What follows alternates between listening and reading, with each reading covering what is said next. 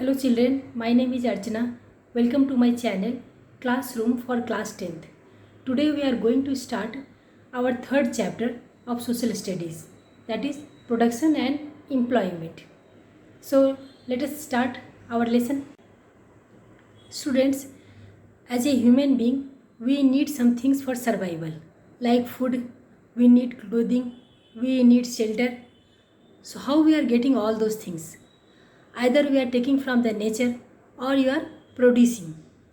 So in this way we are taking a lot of things from the nature, at the same time we are producing a lot of things in the industry, and then we need to supply from one place to another for these things that we are producing. So in this way there are many areas from where we get a lot of things which are needed for our survival.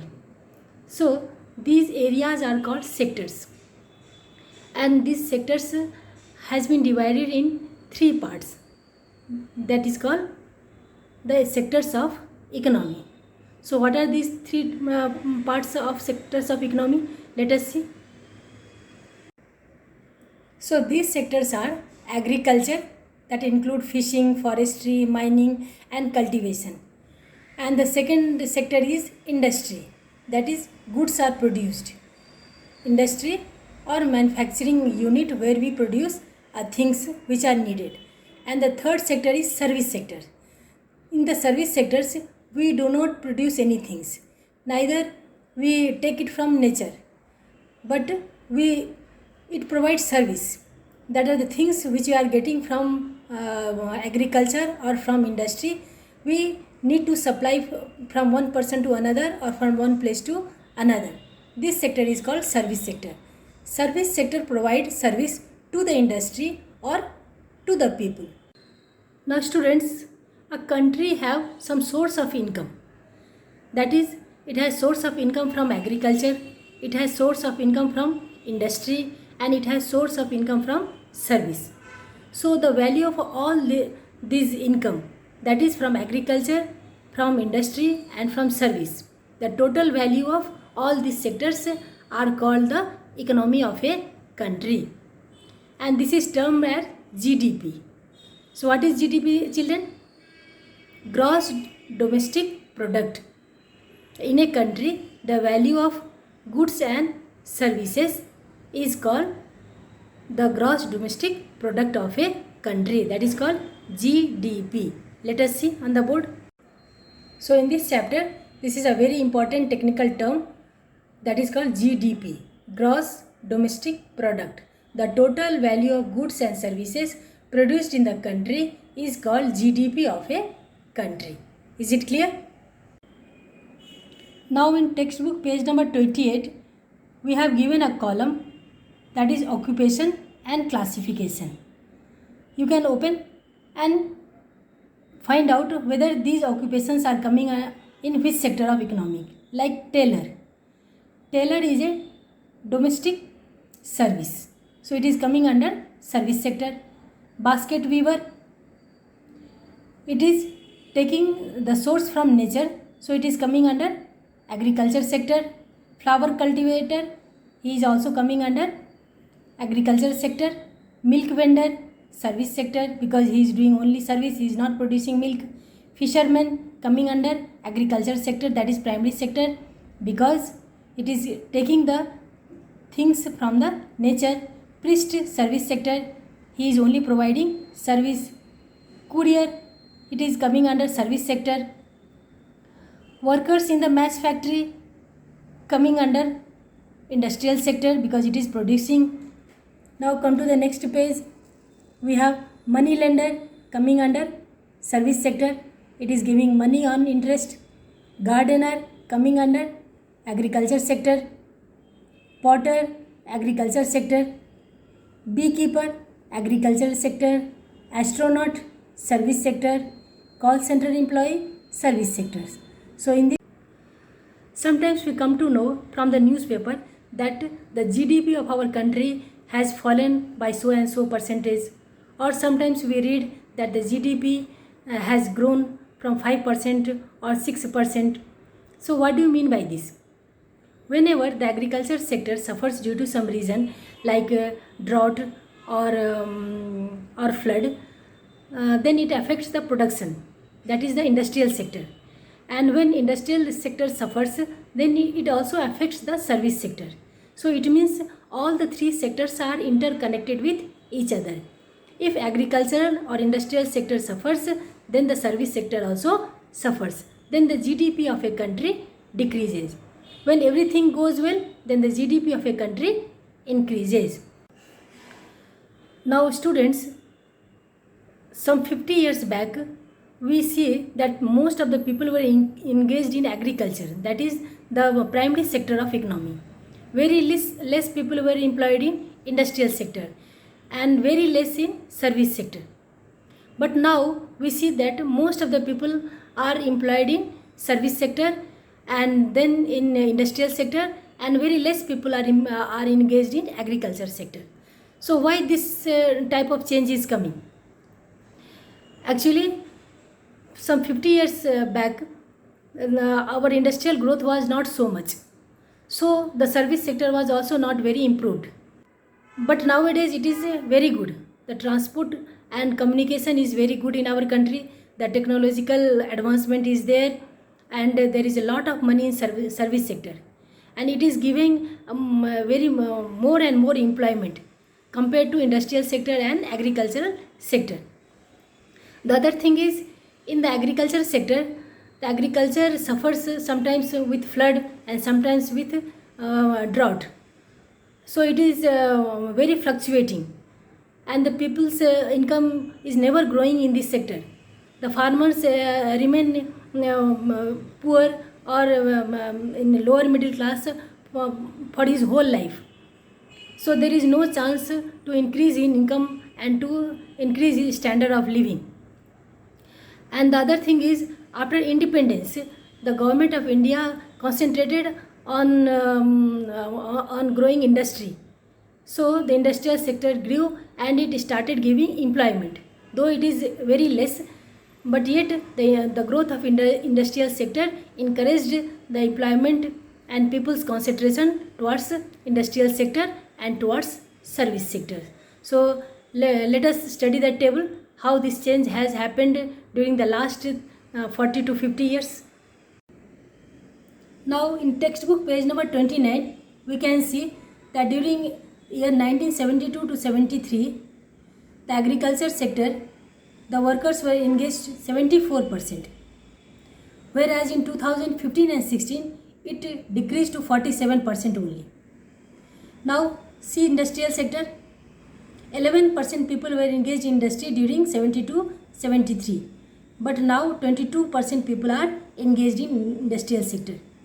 Come to service sector, 15% workers were engaged in agriculture during 1972-73, but it has increased to 31% in the year 2015 and 16. I think the government's concentration on industrialization of our country after independence. So more and more industries grew, which gave employment, though to a very less percentage of people, but yet it was a very attractive sector of economy. And then came the service sector due to the growth of transport, communication, and advancement of technology, and the spread of education. Service sector grew and it became a major sector of economy in our country. Now students, open page number 30 and we can see the graph. Again, the 2 years graph has been given for 1973-74 and 2013 and 14, and we have been given the sectors: agriculture sector, industrial sector, and service sector, and the aggregate of all these sectors within these years. So we can clearly observe the sharp increase in all these sectors, but the highest increase in which sector? Service sector, whereas the least increase in agriculture sector. So can you see, children? So now look at the question. Which was the largest production sector in 1973 and 74? Agriculture sector. Which was the largest producing sector in 2013 and 14? Service sector. The sector has increased by 3 times and the service sectors has increased by 9 times. So there is 12 times increase, total 12 times increase in the aggregate of these sectors of economy. So within this 40 to 45 years gap, we can see that our economy has increased a lot. The total GDP has been increased and the most is the service sectors. Now students, we have one more thing, how to estimate GDP. When there are lots of goods and services and industrial production is going on in a country, then how we can calculate the total value of all those goods and services. So economics suggests that the final value of a good should be calculated for estimating GDP. So take an example how we estimate GDP. 10,000 kilogram of paddy are sold for 25 rupees per kg. Then what is the estimate of paddy? The final value of this paddy is 2,50,000 rupees. So the final value of a good is taken as a GDP, not the intermediary value. Now students, take another example how to estimate GDP.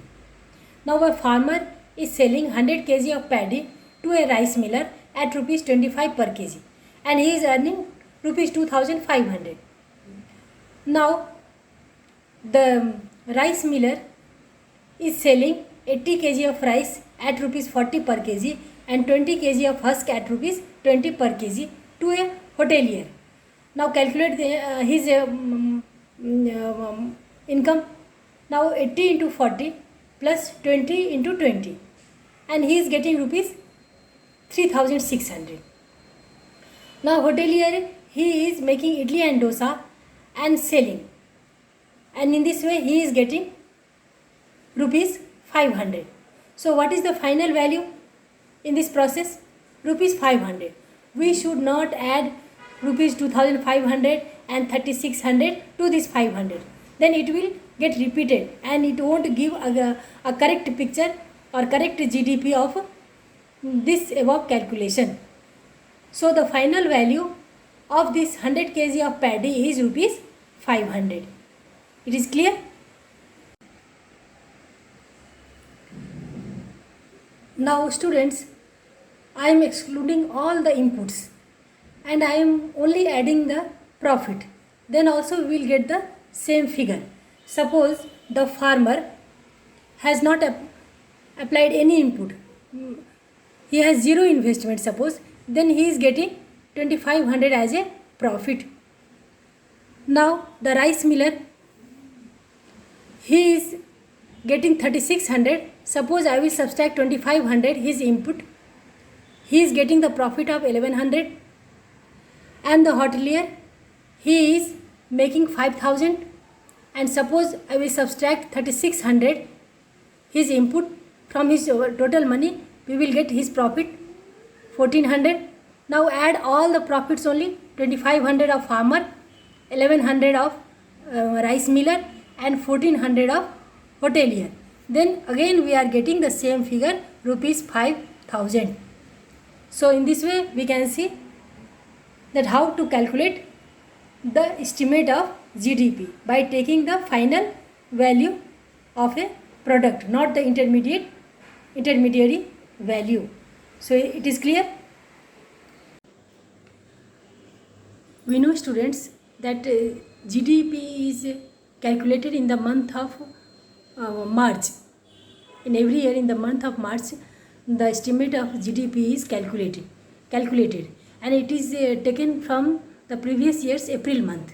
So from previous year's April month to current year's March month, this period is taken for calculating GDP of that particular year. So this duration of time is also called financial year of a country for that particular year. So now let us see what is called financial year. What is called financial year? I have taken the definition like that. The month of a year in which GDP of a country is calculated is called financial year. This means from April 2013 to March 2014. So this duration is called financial year. Now how to calculate rate of GDP? Now the formula is the rate of GDP is calculated by GDP of final year minus GDP of previous year divided by GDP of previous year into 100. Now take an example. Now take the year 2011 and 12 and 2012 and 13. These 2 years GDP I have taken to calculate the percentage of growth of GDP. Now in 2011 and 12 we have 52 lakh 48,000 rupees our GDP. Now in 2012 and 13 it became 55 lakh 5,000 rupees. Now what is the percentage growth of GDP? Apply this formula, then we will get 55 lakh 5,000 minus 52 lakh 48,000 divided by 52 lakh 48,000 into 100. So the percentage growth of GDP of that year is 4.88%. Till now we have observed, children, that there has been a change in the importance of sector. Industry needed more and more workers and it paid on time, whereas agriculture took a lot more time to give money from the agricultural produce, whereas employment in the industrial sector gave them money instantly. So the people were attracted towards it, and the owner of the industry, they needed workers, more and more workers for more production and to sell them in the market. So we can see that the people's attraction shifted from agriculture sector towards industrial sector and later on towards service sector. Nowadays service sector has become a very important sector of economy where the people wants to join and earn money and they are getting employment. Nowadays we are talking more and more about service sector. So what is service sector? What does it comprise of? Now let us see the table in our textbook. Now in textbook page number 34 we can see there is a table. What do service comprise of? So the first one is community, social and personal service like public administration, education, health and veterinary activities, media, library, museum and other cultural activities. These are called community, social and personal service. Now finance, insurance and real estate. In this part coming service, bank, post office, accounts, non-bank financial companies, life insurance and insurance corporation, service brokers and real estate companies. These are coming under finance, insurance and real estate service. We have some other services like trade, hotel, transport, communication, teaching, professor, doctors, lecturers. So in this way we can see that there are a different and varied part of service sector. Again in the same page we have been given a pie chart, a share of different sectors in GDP. Now we have been given the 2 years like 1973-74 and again after the gap of 43 years 2015 and 16. Now we can see the different share of these sectors like agriculture is shown in green. 43% agriculture sector was flourishing in 1973-74 and it became 19% only in 2015 and 16. Now industry was 22% and it became 28%, a slight growth in industrial sector. Now come to trade, hotel, transport and communication. that was 15% and became 19%. Here also a slight growth. Finance, insurance and real estate 8% and became 22%, and community, social and personal service it was 12% and it remained 12%. So there is no increase in this part of service sector. Now students, when we talk about GDP of a country, then we have one thing in the mind, the total number of workers employed in the different sectors of economy, and how many male and female are employed, and where they are employed, whether it is a rural area or an urban area. So let us see the table and analyze this data in our textbook. In our textbook, page number 35, we can see sectors: agriculture sector, place or residence, rural and urban. In agriculture sector, 67% people were employed in agriculture sector, and in urban 9, industrial sector is 16% in rural and 31% in urban, and service sector 17% in rural area and 60% in urban area.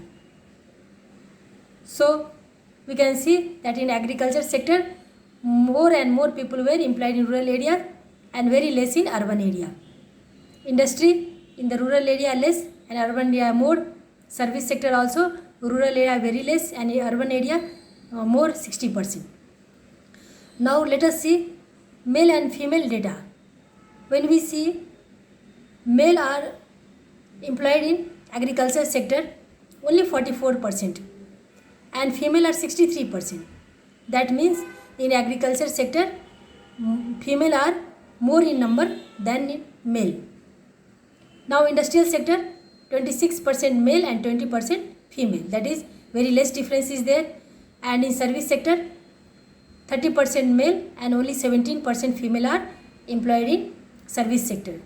So we can see that male and female ratio, if you see that in agriculture sector more female are employed and in industrial and service sector less females are employed. So we can see that total number of workers 49 if we add rural and urban, and industrial sector 24, service sector 27. So this is the distribution of workers in all the sectors of economy, both in rural and in urban areas. One thing we have observed, children, that though the other sector of economy has increased, that means industrial sector and service sector has increased much, but still more and more people are engaged in agriculture. It is very unfortunate because we have not been able to create employment, and so more and more people are still engaged in agriculture, and it is only adding 1/6 share in the GDP, whereas other sectors of economy is adding the 3/4 share in the GDP. Now students, let us talk about the employment and working life in India. As the population increased, in the same proportion, employment did not increase. If we take the 2011 year data, we can see that only 460 million people got employment out of some 1210 people. So it is a very less creation of job in our country. More and more people are still unemployed, and so they keep themselves engaged in agriculture. Now students, we have one more term, that is disguised employment. What do you mean by disguised employment? When more and more people are engaged in one work which is not required, then this is called disguised employment. It seems that all the people are doing work or job, but actually none are doing the work to their full capacity or their full potential. So this type of engagement is called unemployed, disguised unemployment. Now take an example, agriculture.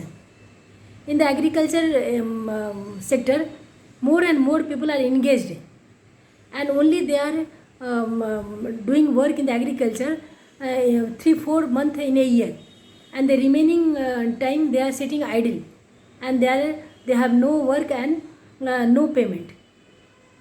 So take an example of people engaged in service sector and casual workers.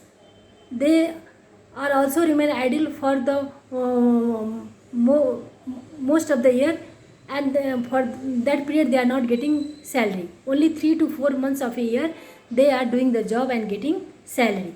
So in this way we can see that the workers in the service sector, they are the casual workers. They are also coming in the category of disguised employment. Now I have written definition for disguised employment. Let us see. Disguised employment. More number of people are engaged in a work than required. Example, agriculture sector, and casual workers in service sector in urban areas. So they are called disguised employment. There is a case study which is given in our textbook about Gayatri. She is a small farmer living in the rural areas. There are 5 members in her family, and everyone is engaged in agricultural work. She is depending on rain for her agriculture, and she is cultivating only 2 crops, that is red gram and jowar, and which is completed within 1 or 2 months, and the remaining part of the year most of the members are remain idle. If they are getting job in the big landowners farm, then for few days or for few months they are getting employed. Otherwise they remain jobless for the whole year. If she would be provided with some irrigation facility like a small check dam or a well, then they will be, and the other family members would be able to cultivate 2 or 3 crops in a year. In this way she would get employment for the rest of the year. Now again, if she is getting the yield, and if she wants to sell in the nearby market, and she would get the facility for transport, then some members of the family may get engaged in other activities other than cultivation. Again, our textbook page number 36, we have given a pie chart, sectoral share of employment. We can see that in the year 1973-74, agriculture sector 74% people were engaged, and industrial sector only 11%, and service sector only 15%. Now in 2015 and 16, agriculture employment in agriculture sector, engagement in agriculture sector reduced to 47%, and service sector increased by 31%, and industrial sector 22%. That means industrial sector almost got doubled. Now we have one more pie chart in page number 37 in our textbook. Shares of 3 sectors in GDP. What is the share of 3 sectors? Agriculture sector shares 43%, industrial sector share 22%, and service sector shared 35% in GDP in 1973 and 74. And in 1915 and 16, service sector almost become double, that is 53% share in GDP, and agriculture sector only 19%. It reduced to very less, from 43 it become 19, and industrial sector 29%. That is a very slight increase in the share from 22% to 29%. So this is the share in the GDP of 3 sectors of our economy. So when we talk about India, we have to look at the nature of employment. We will talk about the nature of employment. So apart from all the sectors of economy, when you look at the employment, we can clearly see that there are two types of organization. That is organized sector and unorganized sector. So there are a lot of difference between organized sector and unorganized sector. There is a case study. We have taken an example of a worker named Narsima, who is employed in an organized sector. So he is getting all the facilities. He have a certain fixed hour of time for working, and he is getting paid leave and getting holiday on Sunday. He is getting medical facilities, and he is getting quarter to live with his family, and and transport to reach his office. So these are the facilities he is getting if he is working in an organized sector. If he is working overtime, he will be paid for the extra hour of work. So in this way, we can see that his life is settled. On the other hand, there is another person named Rajeshwari. She is a casual worker, and she is working in an unorganized sector. For temporarily, she is getting employment, and then and there only she is getting payment. And how many days she is working, that many days only she is getting salary. She has no fixed hour of working. She don't have any medical facility, and no any benefit from the sector. Neither she has payment for extra hour of work, nor she is employed for the whole of the year. Only when it is needed, when the owner of the company needs a worker, then she is getting employment. Whenever she is not coming to the work, she is not getting the salary for that day. She has no transport facility to reach the office. In this way, we can see there is a lot of difference between the life of Narsima and Rajeshwari. One is working in the organized sector and another is working in an unorganized sector. So this is the difference between organized sector and unorganized sector. Unorganized sector are scattered, and it is not a fixed unit, and it is out of the control of government. So the owner of any firm or any industry which is private industry, they are employing the people, and they are not giving the benefit what an organized sector gives.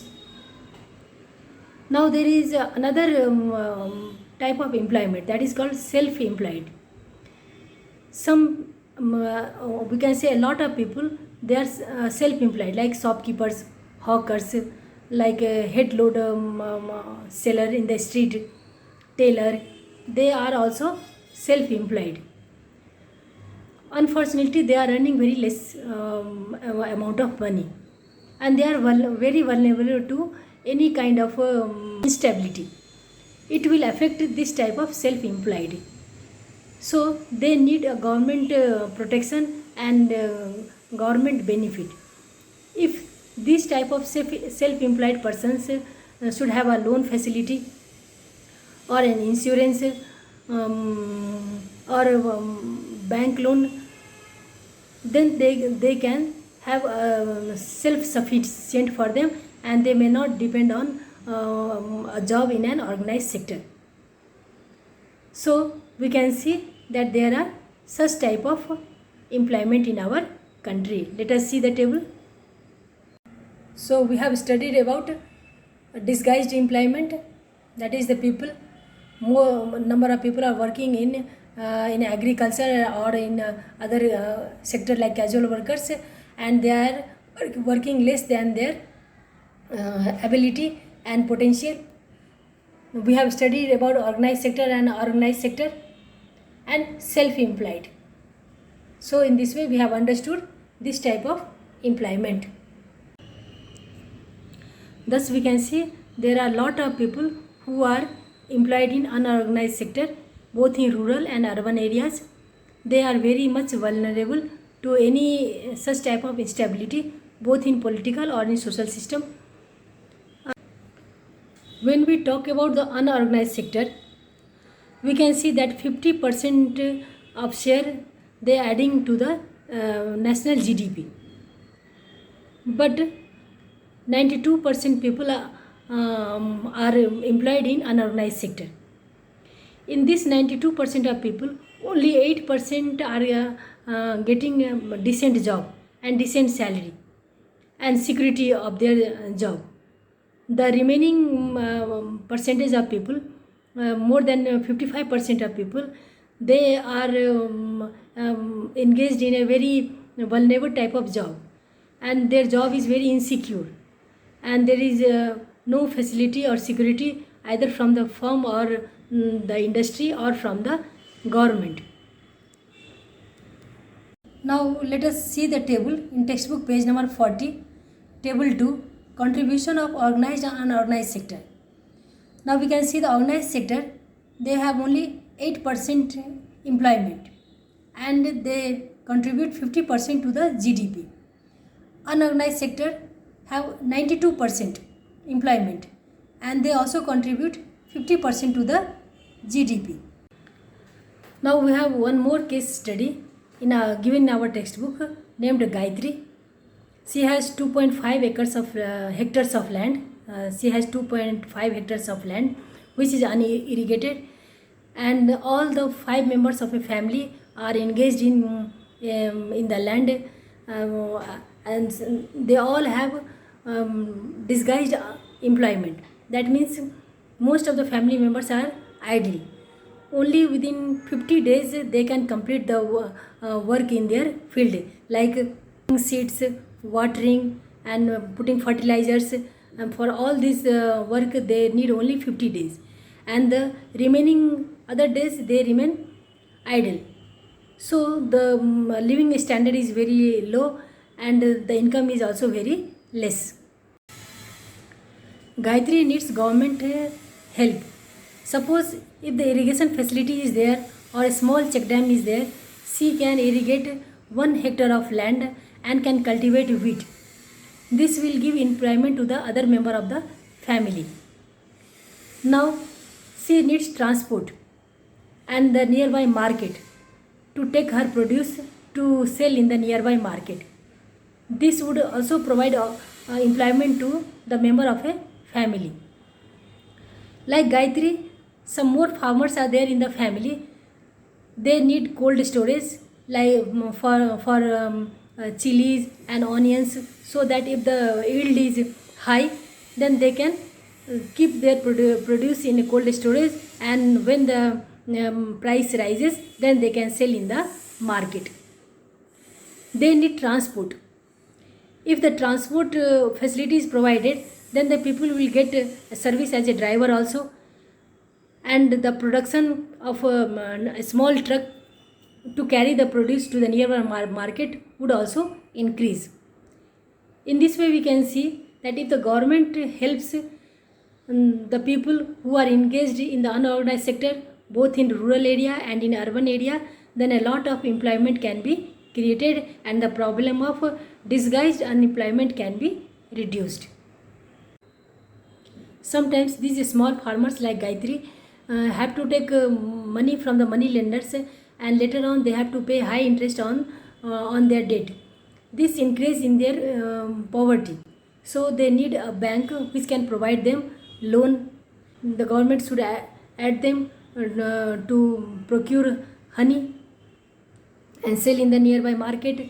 There should be food processor so that they can process food like tomato, mangoes, chilies, and it can be sold to the nearby market at a high price.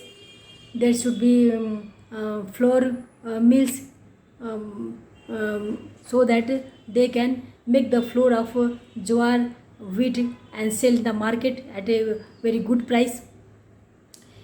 In this way we can see that the condition of the farmer can be improved. So in this way we have understood what is GDP, what are the sectors of economy, What are organized and unorganized sector? How many people are engaged in organized sector and in unorganized sector? Why there is a great shift from agriculture sector to the industry and service sector? What is the condition of the people who are engaged in unorganized sector, both in rural and urban areas? What are the facilities given to the worker in an organized sector? What benefits should be given to the people who are engaged in agriculture in rural areas, and those who are employed in unorganized sector in rural and urban areas? So how we can improve the GDP of our country? How the problem of disguised employment can be reduced? So all these points we have covered in this lesson. Hope children you have understood the lesson very well. Please like and subscribe my channel, that is Classroom for Class 10th. Do watch the video, that will be helpful for you in revising your lesson, and you can write the exam very well. So thank you students. See you in my next video.